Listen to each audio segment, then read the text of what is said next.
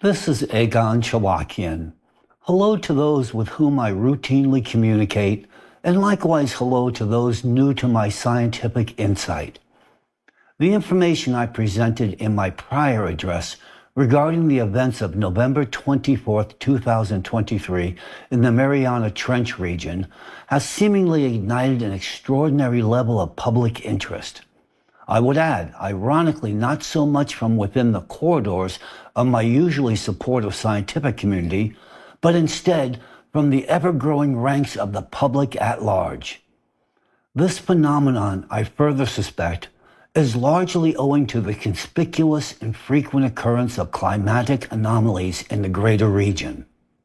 Regardless of the reasoning underlying this extraordinary interest from the general public, it is eminently clear to me that the discussion is now being stoked by the same constituency of deeply interested persons, which in essence provides mute, indicting testimony to the legitimacy of my earlier assertions of adverse geophysical activities.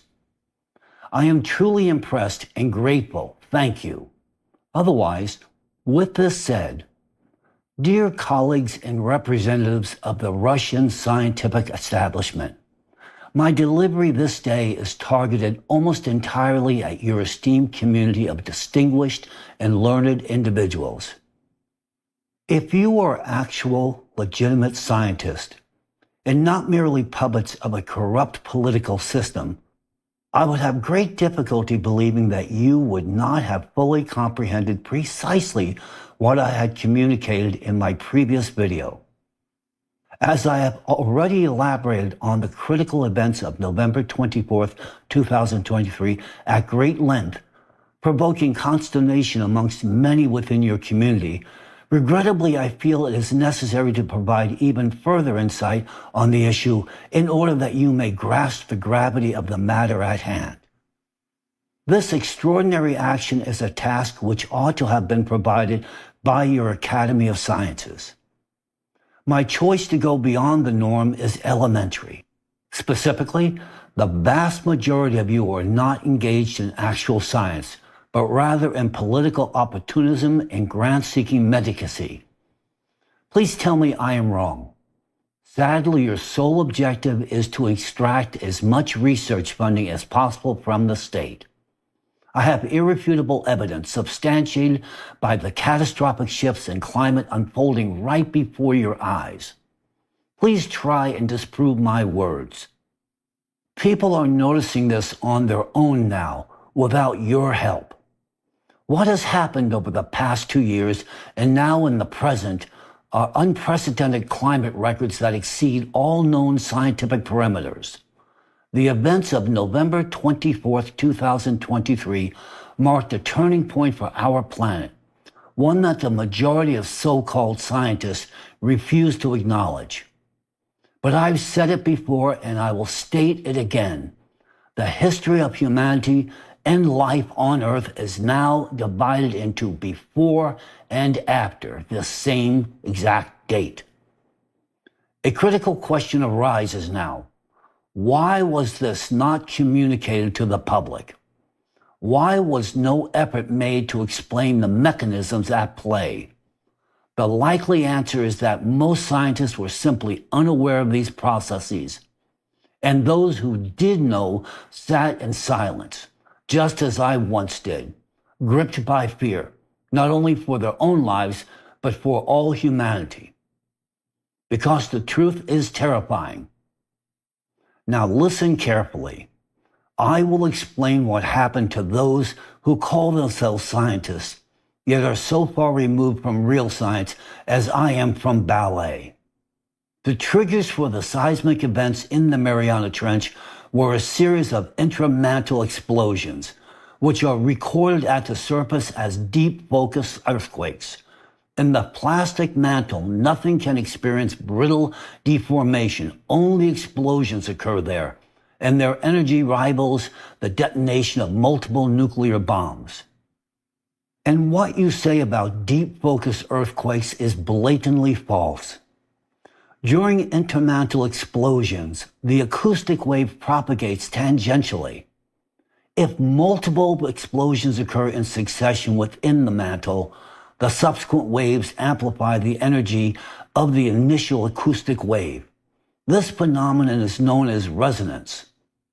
So on the day before November 24th, and on November 24th, 2023, no fewer than 10 deep focus earthquakes with magnitudes exceeding 4.0 occurred in the southwestern Pacific, within the Tonga Kermatic Island Arc region and near the Fiji Islands. The strongest of these reached a magnitude of 5.0. Following this, on November 24th, a powerful earthquake with a magnitude of 6.9, initially recorded as 7.1, struck the northern Mariana Islands at a depth of 22 kilometers, that is to say 14 miles. This was followed by a series of aftershocks in the same area, exceeding 50 earthquakes with magnitudes of at least 4.0, 10 of which were above 5.0. The depth of this intense aftershock sequence was just 10 kilometers, that is to say 6 miles. Given that the average depth of the Pacific Ocean is about 4 kilometers, 2.5 miles, this means that these earthquakes originated a mere 6 kilometers, 4 miles beneath the ocean floor in that same region. Typically, this area experiences only about 40 earthquakes per year, with magnitudes above 2.0 and only a few exceeding 5.0. Such an extreme level of seismic activity in the Mariana Trench had never been recorded in the entire history of observations. On that day, magma surged unusually close to the surface, posing a grave risk of a lava breach in the Earth's crust at its thinnest point, the Mariana Trench. The seismic unrest culminated in a deep focus earthquake within the trench, measuring 5.3 in magnitude at a depth of 231 kilometers or 144 miles, a direct consequence of magma advancing beneath this zone. At any moment that day, the Mariana Trench could have ruptured.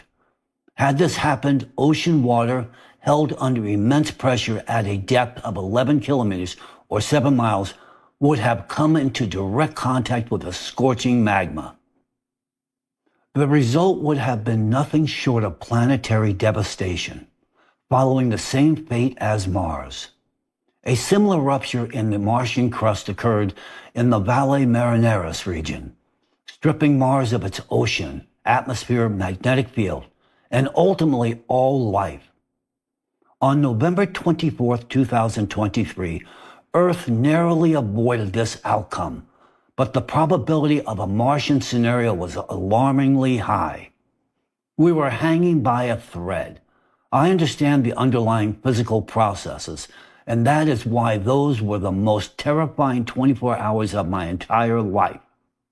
Yes, humanity was undoubtedly fortunate that day.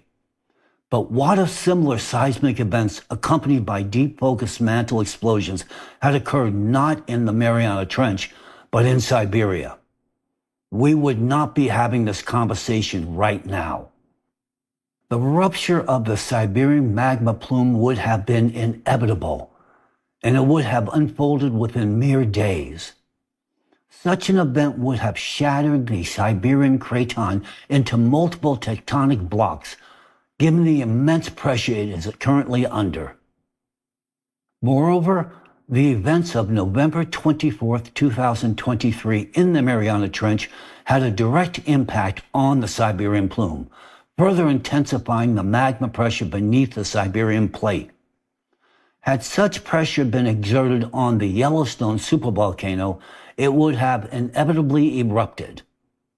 The only reason the Siberian craton has so far withstood the strain is the exceptional strength of its ancient rock formations, reinforced by layers of previous eruptions.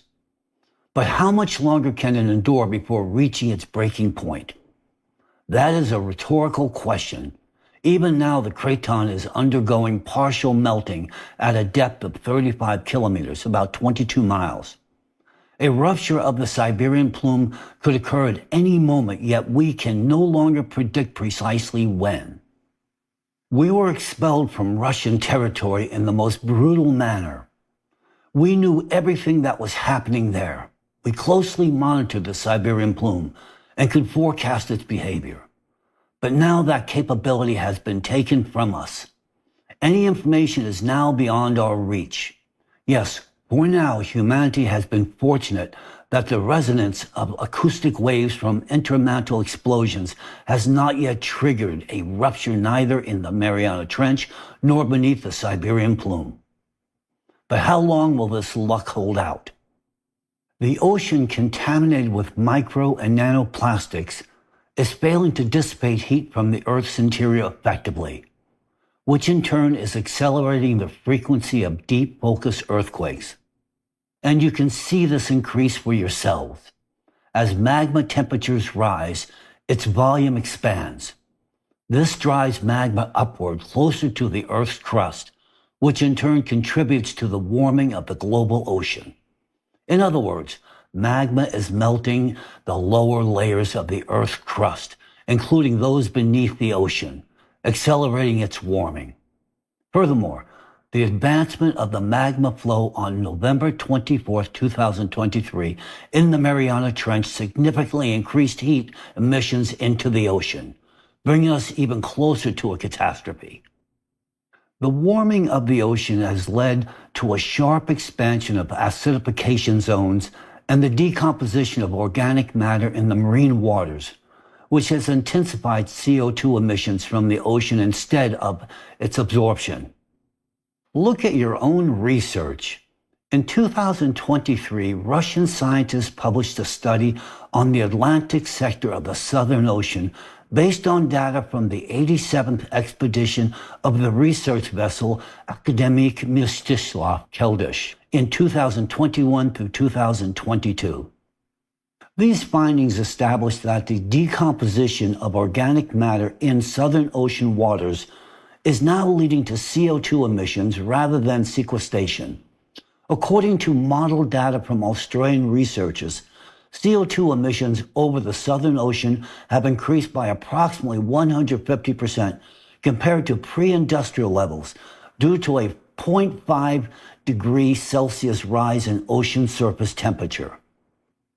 Previously, the Southern Ocean absorbed 40% of all atmospheric CO2. Now it is beginning to release it. And what is happening in the rest of the world's oceans, given the significant warming of marine waters, their acidification, and the collapse of entire ecosystems? Now consider this. What was the single most significant contribution of marine biota which is now dying off? Oxygen. It was the ocean, not forests, that served as the planet's primary lungs. And I am not even speaking yet about the forest, or even wetlands, that in various parts of the world are now beginning to absorb oxygen and emit CO2. Recall the findings of Brazilian researchers. Over the past decade, the Amazon rainforest has released nearly 20% more carbon dioxide than it has absorbed. And this is not only due to wildfires, but also the genetic mutations occurring in the trees. Likewise, Russian scientists have documented a similar phenomenon. In the Irkutsk region, since the early 20th century, coniferous forests, especially larch, had been effectively sequestering excess atmospheric CO2. But since the late 1980s, the situation has reversed. Instead of absorbing excess carbon dioxide, large forests have begun to release it into the atmosphere. Researchers have observed the same trend in Mongolia and Yakutia. CO2 emissions from the ocean and the biosphere will only continue to accelerate, further disrupting the planet's atmospheric water balance. This is an irrefutable fact, and the hydrological cycle in the atmosphere has been disrupted, and this disruption is worsening. In October 2024, the Global Commission on the Economics of Water released a report stating that the water cycle is getting out of balance. To quote verbatim, beyond the natural bound of variability we have known for the last 12,000 years, changing precipitation patterns which are the source of all fresh water. The report further states, we already feel the impact of an altered hydrological cycle and its interactions with atmospheric dynamics, with increasing frequency and severity of droughts and floods around the world. End quote. And now, let me pose a question for you to ponder. What happens in the atmosphere after the disruption of the water cycle?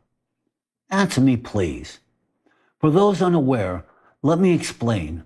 Once the atmospheric water cycle is disrupted, the next inevitable stage is the breakdown of the gas exchange process, which will lead to the gradual depletion of oxygen. This is what happens when the biosphere stops producing oxygen and instead begins generating CO2. Trees are already emitting more carbon dioxide, and after November 24, 2023, the ocean has also begun actively releasing CO2 instead of oxygen. Your so-called experts prefer to stay silent on this reality. Very soon, irreversible changes will occur. Changes we warned about a decade ago. Back then, no one listened. Now it is an undeniable fact for all to see. The ocean is warming, acidifying, and in essence dying. It requires urgent intervention. Yet instead of taking practical action, we continue playing political games. Let me tell you what will soon become the most precious resource: oxygen. It will surpass even bread and water in value because, quite simply, we will no longer have air to breathe. Even without the catastrophic scenario of the Siberian plume rupture, the atmosphere as we know it will soon begin to collapse, following the fate of the oceans. And this will be accompanied by additional consequences. Take, for example, the increasing frequency of tornadoes reaching extreme wind speeds. Typically, the most powerful tornadoes peak at around 320 kilometers per hour. That's about 200 miles per hour, which is already highly destructive. But on May 21st, 2024, in Iowa, in the United States, an EF4 rated tornado was recorded with a subvortex reaching an extraordinary speed of 512 kilometers per hour. That is to say, 318 miles per hour, one of the highest ever measured in meteorological history. Soon such tornadoes will become a regular occurrence, with up to 1,000 tornadoes per year, until as a civilization we find ourselves facing mega hurricanes. Moreover, the weakening of the Earth's magnetic field is having a critical impact on the atmosphere. The fact that auroras are now reaching nearly to the equator is a clear indication of how fragile our magnetic shield has become. The combination of these systemic failures, the breakdown of the water cycle, the collapse of gas exchange, and the weakening of the magnetic field will inevitably lead to megastorms capable of reducing entire cities to dust. Some so-called experts have suggested that instead of a planned, controlled degassing of the Siberian plume, we should attempt degassing through the Yellowstone supervolcano. Anyone proposing such an idea is either fundamentally uneducated or deliberately lying. As a specialist in degassing, I fully understand the nature of these processes. The fundamental difference lies in the scale of influence. Supervolcanoes like Yellowstone can certainly create severe problems for humanity, but they are not capable of eradicating it entirely. The eruption of the Siberian plume, however, would be equivalent in power to the simultaneous explosion of 1,000 Yellowstones and would wipe out the entire biosphere, and with it, humanity, within mere months. Degassing Yellowstone would do absolutely nothing to eliminate the threat posed by the Siberian plume. Let me suggest an analogy. Imagine comparing a large supervolcano such as Yellowstone to a boil on the skin, whereas the Siberian plume is a ruptured artery, akin to an abdominal aortic aneurysm in medical terms. A boil can simply be lanced, releasing pus without any significant impact on the body as a whole. But an aneurysm, that is the catastrophic rupture of a major artery, a life-threatening event. A boil can be treated with antibiotics and drainage, posing a minimum risk of death. But in the case of an abdominal aortic aneurysm, even if the patient is already on the operating table under the care of a top-tier physician, the chances of survival are nearly zero. A successful outcome would require an extraordinary convergence of favorable conditions. So please do not compare a boil on the buttocks to a ruptured aortic aneurysm. That kind of thinking will do nothing good. I have been informed that scientists in Krasnoyarsk, the very one standing atop a Siberian magma plume that is currently eroding the tectonic plate at a depth of 35 kilometers, that is to say 22 miles, have made the following claim, and I quote, "It will take millions of years for magma to reactivate. And even if magma plume does emerge, it would first manifest in Siberia through new hot springs, frequent and intense earthquakes, as well as changes in Earth's magnetic field." That's their quote. Well then, allow me to respond to this profoundly ignorant statement from the people who clearly lack a fundamental understanding of their own field, because their claim directly contradicts the information I have just presented. They said, it will take millions of years for magma to reactivate. But you yourselves know perfectly well that 250 million years have already passed since the last eruption. Is that not enough for you? Right now, humanity stands at the very edge of catastrophe. If you disagree with this assertion, then provide an alternative scientific explanation for the events unfolding on our planet, one backed by evidence.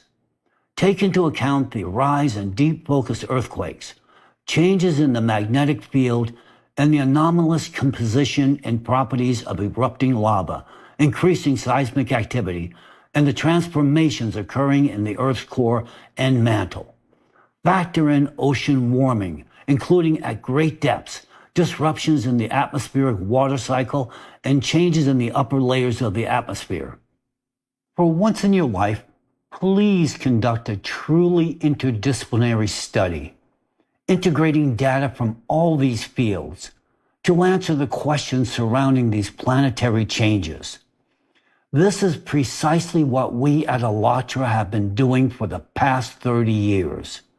Together with the scientific team at ALLATRA, we have presented an accurate, comprehensive picture of what is happening. Now it's your turn to provide well-substantiated scientific counter-arguments. I am speaking specifically about factual scientific data, not academic titles or the number of publications an individual researcher may have. I have been informed that those who oppose this view say that I, Egon Shalakian, have a highly diverse professional background. Resorting to personal attacks instead of engaging in substantive debate is not a sign of professional competence. Rather, it is an admission of weakness and a demonstration of manipulative tactics. If you have objections, present them professionally. Rely solely on scientific arguments and concrete facts. The next assertion made by those far removed from science is this. Even if the magma plume were to become active, we would first see the emergence of new hot springs in Siberia, frequent and strong earthquakes, and changes in Earth's magnetic field. Along with another claim, we would observe intense permafrost melting, but only from the lower horizon, not from the upper layers. Let's examine these arguments more closely. The first and most crucial point is that anyone who describes these indicators as a distinct prospect is likely unaware that most of them are already happening. Let's start with permafrost. Look no further than your own research from the Russian Academy of Sciences. Review the remote sensing data from space over the Arctic. On the Yamal Peninsula alone, over 3,000 powerful gas emissions have been recorded, forming craters on the bottoms of the thermokarst, lakes, rivers, and coastal areas of the Kara Sea. In 2022 through 2023, for the first time, large mud volcanic formations were discovered at the bottom of two thermokarst lakes on Yamal. Monitoring these formations has revealed periodic underground fluid emissions, including gas. Let me clarify for those unacquainted with the topic. Thermokarst lakes form due to the thawing of permafrost. Mud volcanism beneath these lakes, with eruptions from their beds, indicates deep subsurface clay melting and its subsequent expulsion to the surface. So tell me, what is this, if not the melting of permafrost from below? And are you not aware that rock temperatures, particularly at the edges of the tectonic plate, are rising? Just how extreme does this warming need to be for the rock to heat by 1.5 degrees Celsius or 2.7 degrees Fahrenheit in mine shafts and deep boreholes? Pay attention. The entire upper layer of the plate has warmed by 1.5 degrees Celsius. Now imagine what is happening at the center of the plate, directly above the plume. What temperatures and processes are unfolding deep below, where everything is literally melting? The plume is continuously eroding the surrounding lithosphere, and its full activation is only a matter of time. I will reiterate, a 1.5 degrees Celsius increase is a catastrophic figure.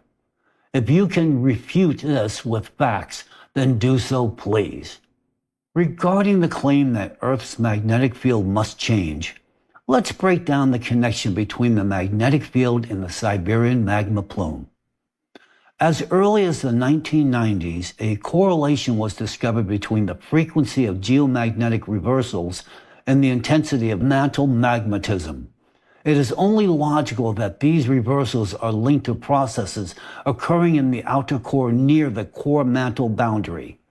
And are you unaware that the excursion of the North Magnetic Pole, the very onset of the geomagnetic reversal, is already well underway? Is it not enough for you that the North Magnetic Pole is already shifting toward you, moving in the direction of the Taimyr Peninsula? It is also well known that the melting of the Earth's crust by a magma plume leads to a reduction in the thickness of the magnetically active lithospheric layer. In other words, the lithosphere above the plume loses its magnetization. Negative anomalies in magnetic properties can indicate active melting of the tectonic plate by ascending magma flow.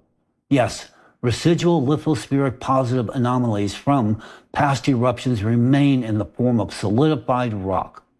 But why do you fail to acknowledge the progressive negative lithospheric magnetic anomalies in the Krasnoyarsk region? Anomalies we have been tracking for 20 years before you expelled us from the region. All of these processes are the inevitable consequences of a single root cause: the heating occurring beneath our feet.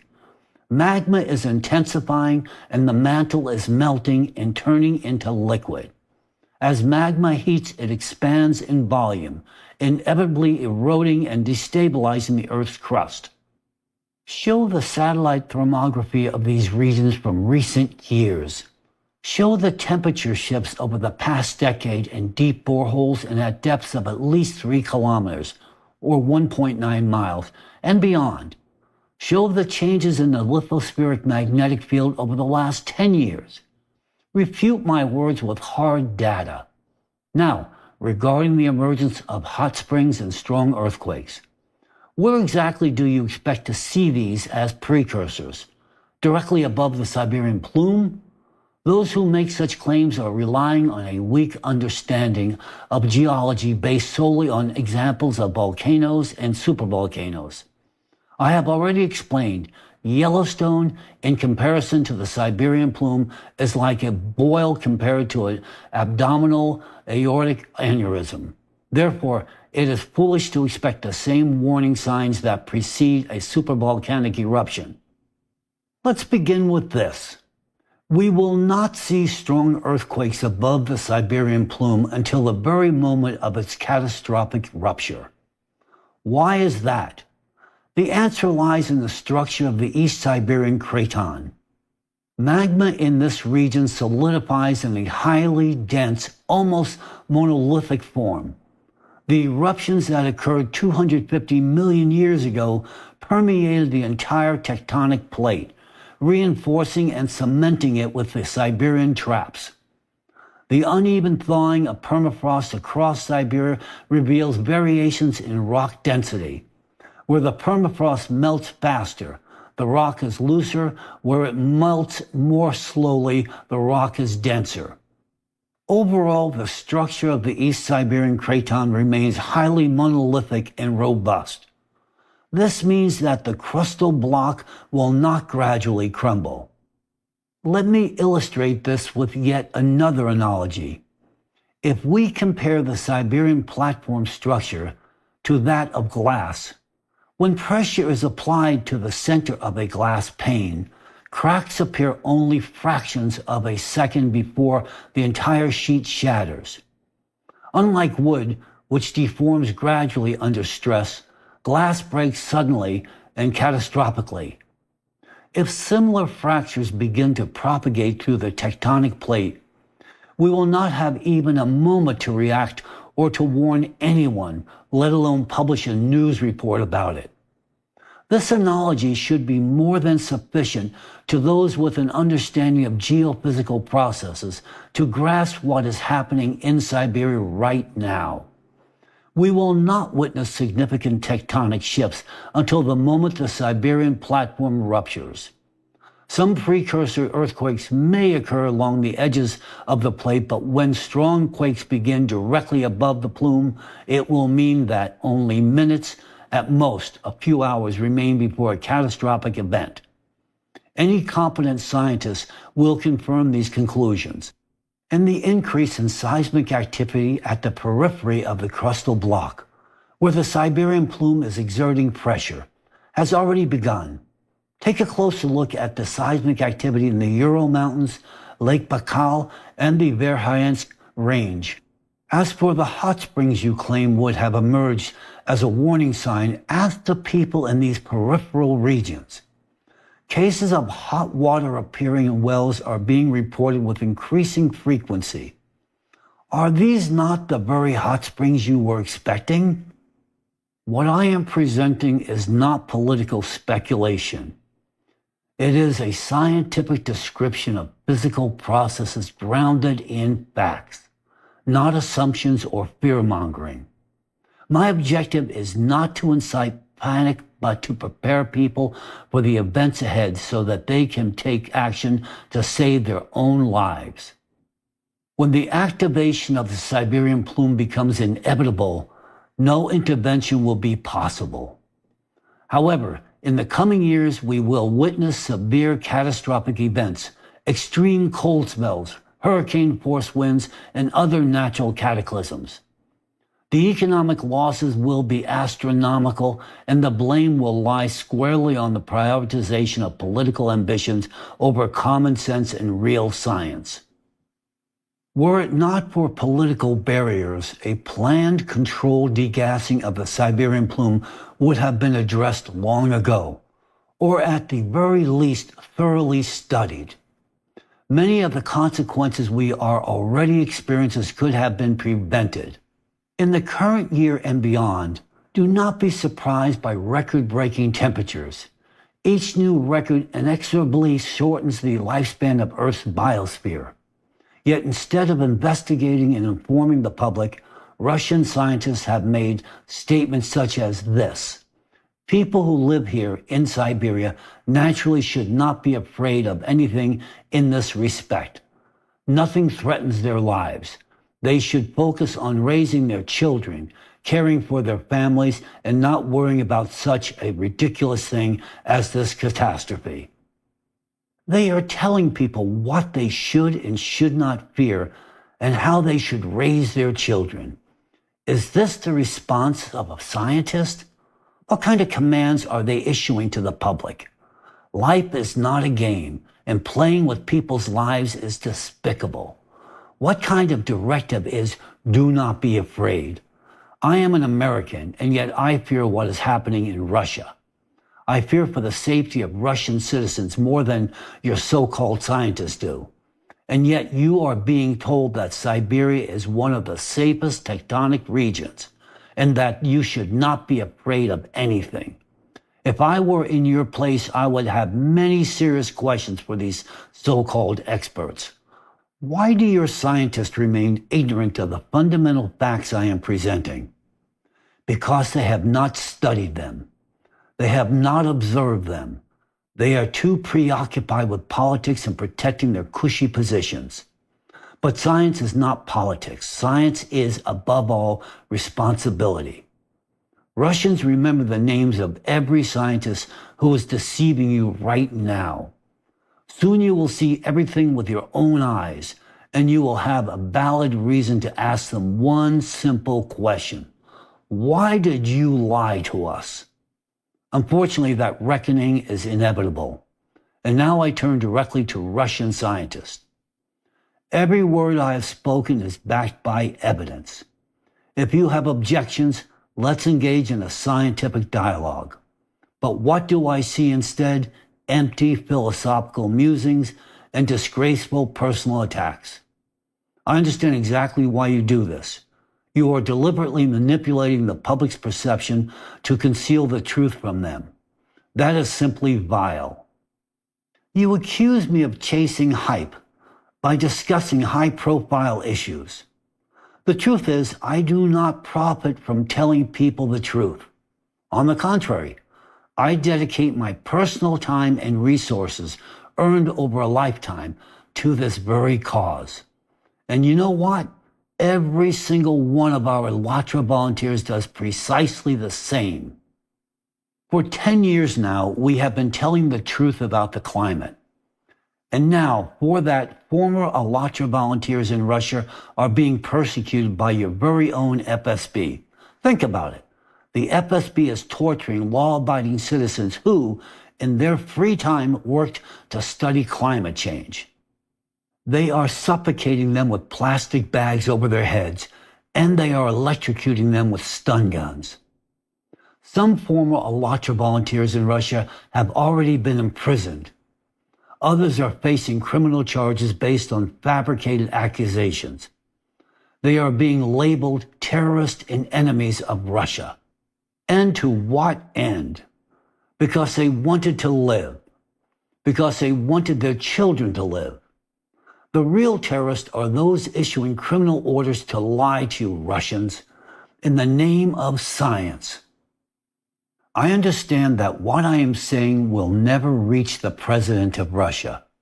I have already addressed Mr. Putin, and I warned him about the threat of the Siberian magma plume. At the time, I sincerely believed that Russia still had honorable officers capable of delivering my message to their president. Clearly, my hope was in vain. But still, I would like to ask, Mr. Putin, tell me, do you feel no shame? Are you not ashamed of what you have done to your country? While your father once fought against Nazism, you are allowing it to flourish within your own state.